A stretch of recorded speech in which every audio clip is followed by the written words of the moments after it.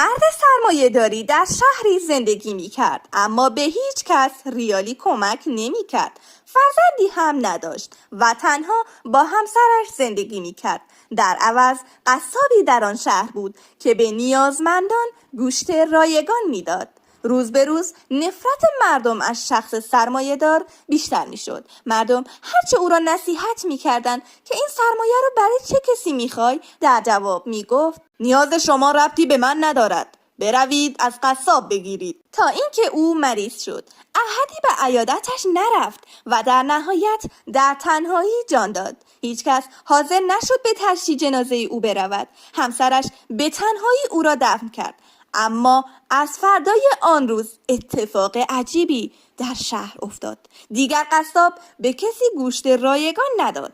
او گفت کسی که پول گوشت را پرداخت می کرد دیروز از دنیا رفت.